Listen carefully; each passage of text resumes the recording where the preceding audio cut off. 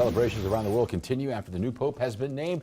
Pope Leo XIV overseeing a mass earlier today just for cardinals at St. Peter's Basilica as his first mass since he was elected pontiff.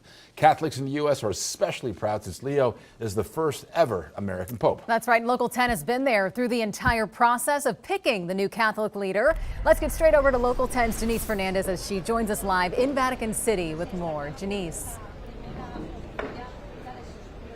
He is the first American pope, so history was made, but it's so much more than that. As we began to do research and talk to some Vatican experts, this was really someone who cardinals felt would be a global leader. He speaks multiple languages, he's lived in different countries, and today we got to see him celebrate his first mass where he spoke in English and in Italian.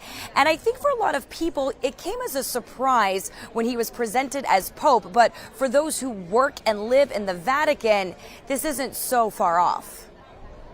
As a new chapter begins, the first American pontiff, Pope Leo XIV, celebrating Mass this morning. You have called me to carry that cross and to be blessed with that mission. Andrea Gagliarducci, a Vatican reporter with the Catholic News Agency, says he believes the cardinals were very convinced on their pick during congregation before conclave, when then Cardinal Robert Prevost gave a powerful speech. The cardinals looking for a unifier, and they feel they got just that. It was clear that the support was there. There was very clear support, and then it's interesting because he had clear support by everyone. Everyone was kind of happy about him, and everyone is very much trustful that he's going to do good. And among the questions about Pope Leo is, where is he going to live? You may remember that Pope Francis chose to live at Casa Santa Marta, which is just beyond the Basilica. He chose to live in a humble apartment and really be in a more communal feel. But a lot of people are suggesting that Pope Leo is going to move back to the apartment at the Apostolic Palace, not because he's looking for opulence, but because he's going to want to be close to the people. Did you see when he came out from the balcony? He had the red. He had the red. That Pope Francis never wore. The red is part of the tradition of the church. So it was a statement. It was saying we're getting back to the church as an institution. Pope Leo was close to the late Pope Francis, but Gagliarducci doesn't think we will see an exact replica of Francis, but rather someone who bridges the old with the new. We're living in interesting times, but it's also the signal that this is a global church.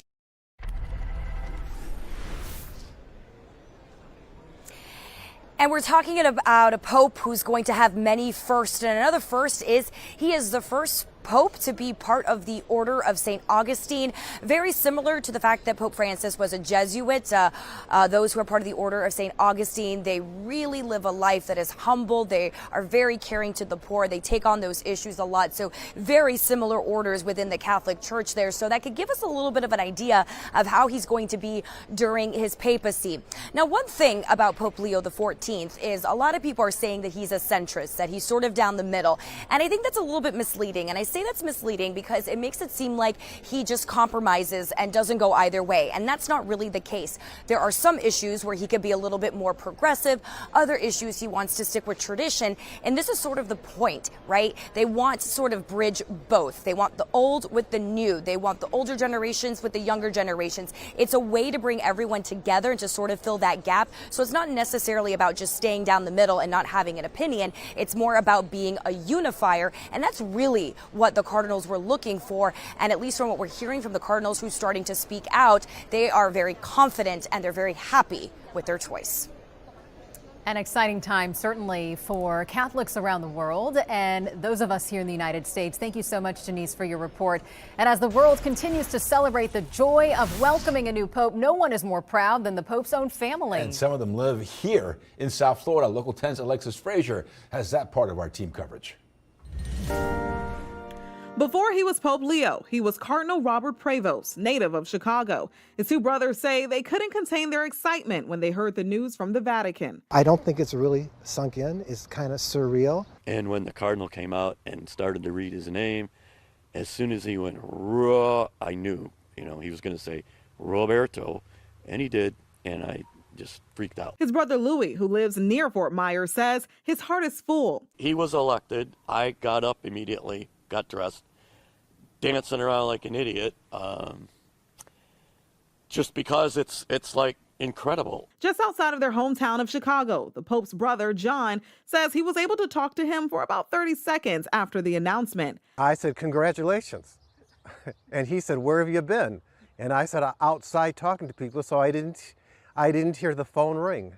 Pope Leo attended high school at St. Augustine Seminary in Holland, Michigan. After attending college at Villanova University in Pennsylvania, where he studied math, he was ordained a priest in 1982. And then he earned a doctorate in canon law in Rome. For 2 decades, he worked in Peru as a missionary, a teacher, a parish priest, and finally, a bishop. I suppose the most interesting thing is, I think from the time he was 5 or 6 years old, he knew this was his fate. Not that he would be a pope, that he would be a priest.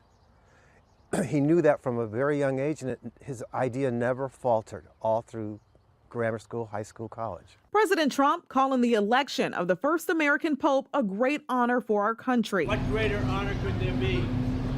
That we were a little bit surprised, but very happy. On social media, the new pope appears to have recently reposted criticisms of the Trump administration, including Trump's immigration policies. In his first address, the new pope echoing Pope Francis, saying the church must build bridges and be open to all. In the newsroom, Alexis Frazier, Local 10 News.